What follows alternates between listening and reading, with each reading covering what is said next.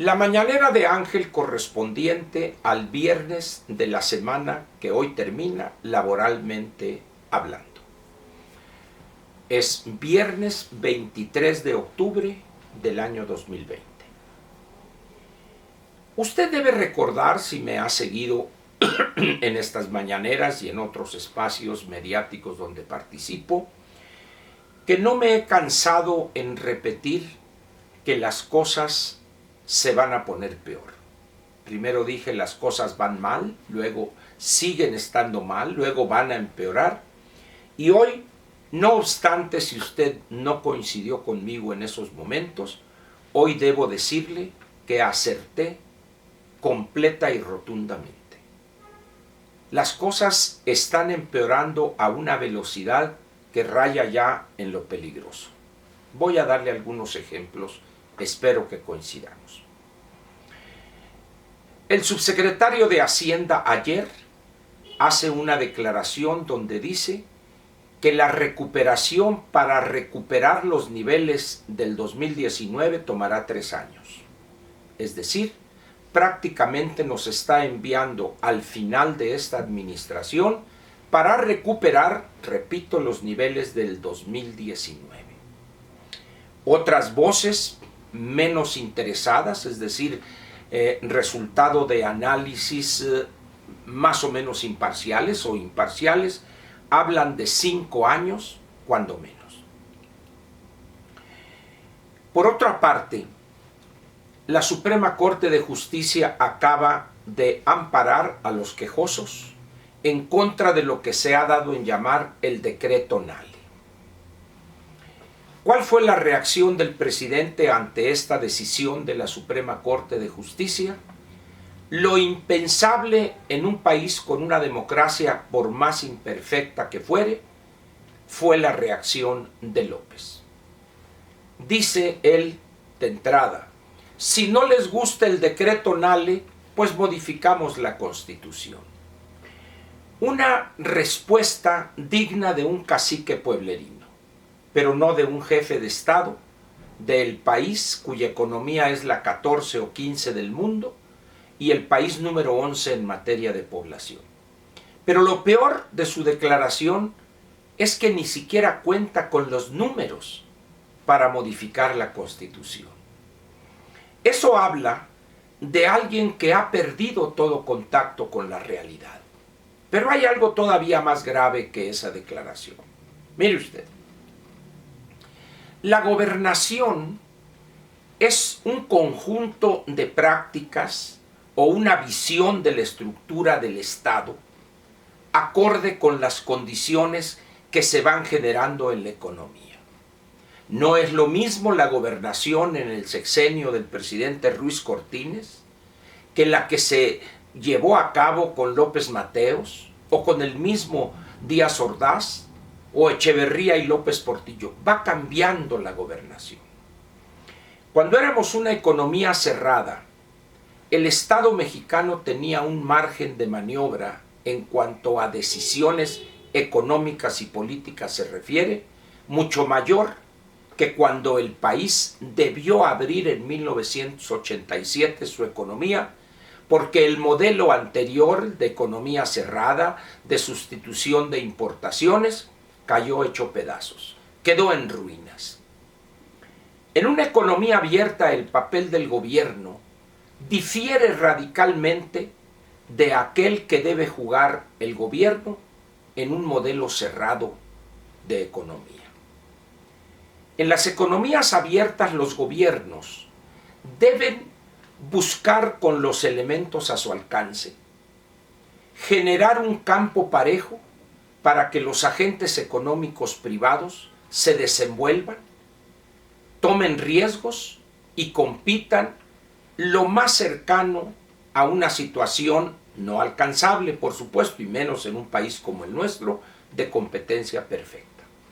Pero al final de cuentas, queda claro que el papel del gobierno es hacer que se respete la ley por todos sin distingo alguno, hacer valer el Estado de Derecho, garantizar la seguridad jurídica, hacer que se respete el contenido de los contratos y respetar los derechos privados de propiedad.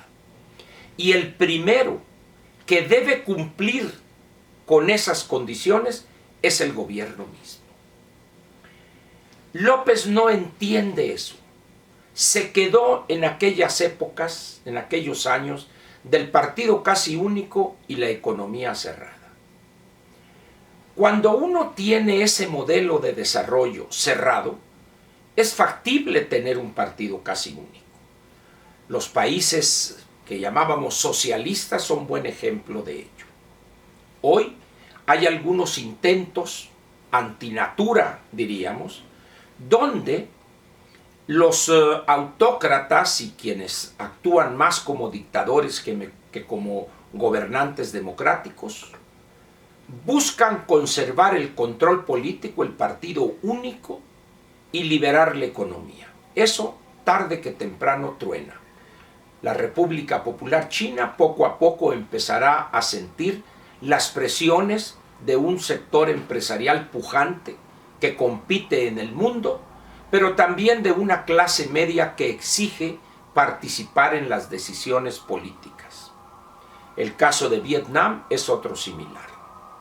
Pueden durar 10, 15, 20 o más años, pero no son compatibles esas dos estrategias. En México, los grandes cambios estructurales posteriores a 1987 fueron el fermento que permitió que también políticamente se registraran cambios y avanzáramos en la democratización del país. Hoy, con todos sus defectos y limitaciones, tenemos un sistema vibrante de partidos. Repito, con todas las limitaciones que usted quiera verle a ese sistema. Pero es inherente a la democracia, por más imperfecta y con los errores que usted quiera verle. La economía de mercado se lleva con la democracia y van avanzando juntas, mejorando día con día, decisión tras decisión. Y el Poder Legislativo tiene como tarea fundamental facilitar ese avance, esa modernización. ¿Cómo? Actualizando las leyes, el andamiaje jurídico, derogando leyes que son ya obstáculo e impulsando otras que vendrían a jugar el papel de estímulo. López no entiende eso. No entiende que su papel es actuar de acuerdo con lo que determina un legislativo independiente, autónomo, y que lo verifica, que esté en concordancia con la Constitución, un poder judicial también autónomo. Eso no lo entiende López. De ahí su respuesta, pues si no están de acuerdo con el decreto Nale, modifico la Constitución. No. Si López insiste en seguir esa ruta, que además habla de una desesperación para hacer planteamientos aventurados como ese, sin sustento alguno, ni jurídica ni numéricamente en el Congreso de la Unión, quiere decir que ha rebasado ya toda prudencia y está ya en el plano de la toma de riesgos y emitir declaraciones peligrosas para la estabilidad política del país. Los países en América Latina han visto a muchos gobernantes con esas características. Y en la mayor parte de los casos, la solución a esa fuente de problemas ha sido una salida, por desgracia, no constitucional. López está jugando con fuego. Amenaza a todos. Dice que no le importan las empresas privadas, que solamente él no le puede fallar al pueblo y debe vigilar o debe interesarle las empresas públicas. No tiene la menor idea de lo que está diciendo, salvo esa visión caciquil, como si estuviera gobernando un municipio del feraz trópico mexicano. No. El papel del gobierno es poner, repito, piso parejo para que si el Estado conserva una, dos o tres empresas, estas compitan con el sector privado.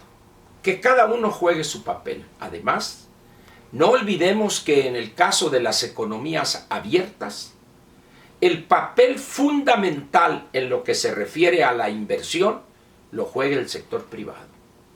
Para que juegue ese papel con eficiencia, debe haber confianza, seguridad jurídica y debe haber una clara comprensión por parte del gobernante de cuál es el papel del uno y del otro. López no solo no entiende eso, sino que actúa en contra de esa corriente histórica hoy en el mundo. Y en esa desesperación porque nada le sale, vean ustedes los resultados de Coahuila e Hidalgo hace 4 o 5 días. Ante eso, en vez de rectificar, insiste en más de lo mismo y las declaraciones cada día que pasa carecen de todo sentido y de toda cordura jurídica. Está llevando al país a una situación donde no habrá otra salida que la que mencioné hace un momento y que en América Latina hay múltiples ejemplos de lo mismo. López, pues, qué lamentable que personas sensatas a su alrededor no se atrevan a decirlo públicamente, renunciar al puesto y decir, señor presidente, aquí está mi renuncia. ¿Cómo es posible que el Lladró de Bucareli, este florero, diga, es que hay misoginia en el gabinete y siga tan campante cobrando el cheque quincenal? Hay abyección, hay propensión a la servidumbre, a arrastrarse, cual reptiles, cual gusanos. Eso no ayuda al país. López, pues, ha cruzado el Rubicón, ha llegado al punto de no retorno, donde los mensajes que le envía la economía, la vida política del país y la situación social, no solo no los escucha, sino que apenas oye y no entiende, juzga que eso es un ruido de los adversarios. Equivocado está y va a causarle con esa conducta y esa visión, esas ideas acedas, caducas, un gran daño al país.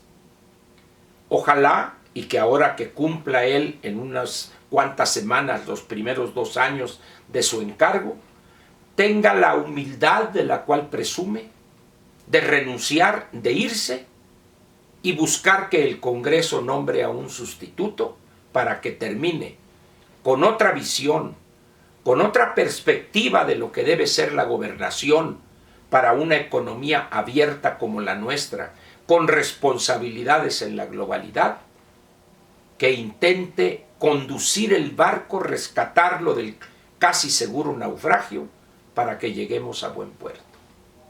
No hay otro camino. López ha perdido oportunidad tras oportunidad y los resultados están a la vista. Le agradezco su presencia aquí conmigo y vamos quizá a seguir tocando este tema en la sabatina y en la dominical. Por lo pronto, muchas gracias.